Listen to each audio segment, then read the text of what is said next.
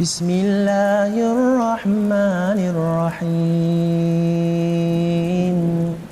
تبارك الذي بيده الملك وهو على كل شيء قدير الذي خلق الموت والحياة ليبلوكم أيكم أحسن عملا وهو العزيز الغفور الذي خلق 7 سماوات طباقا ما ترى في خلق الرحمن من تفاوت فارجع البصر هل ترى من فطور ثم ارجع البصر كرتين ينقلب إليك البصر خاسئا وهو حسير ولقد زينا السماء الدنيا بمصابيح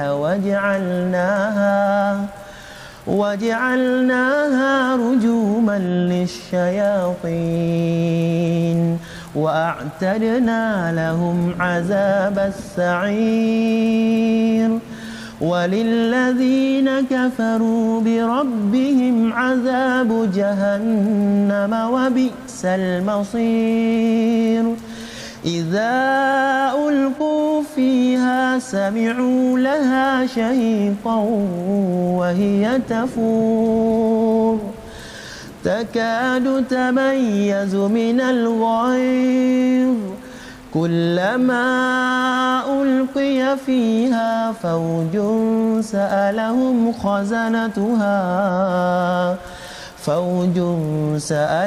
خزنتها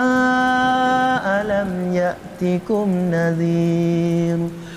قالوا بلى قد جاءنا نذير فكذبنا وقلنا ما نزل الله من شيء إن أنتم إلا في ضلال كبير وقالوا لو كنا نسمع أو نعقل ما كنا في أصحاب السعير فاعترفوا بذنبهم فسحقا لأصحاب السعير إن الذين يخشون ربهم بالغيب لهم مغفرة وأجر كبير وأسروا قولكم أو اجهروا به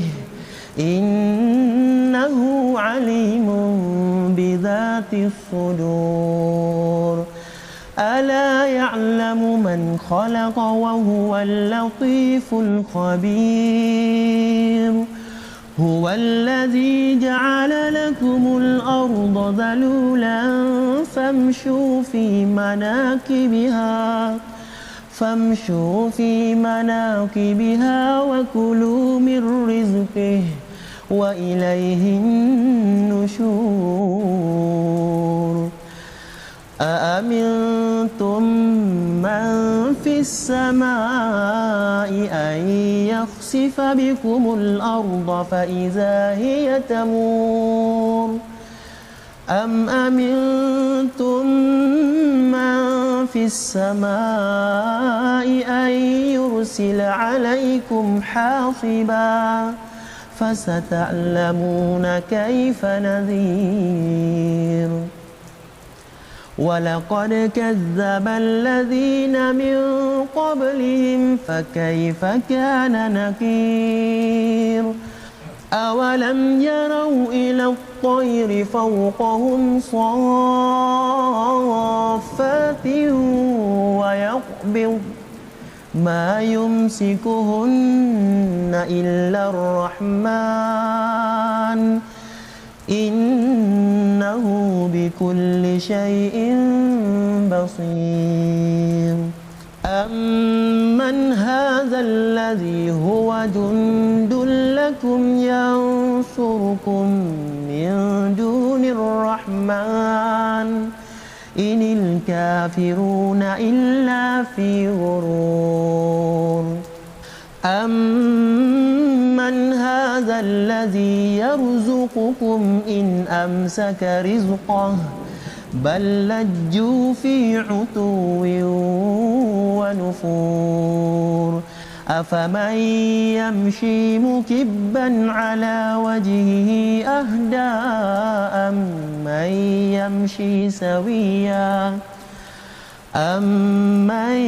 يمشي سويا على صراط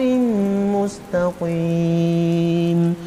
قل هو الذي أنشأكم وجعل لكم السمع والأبصار والأفئدة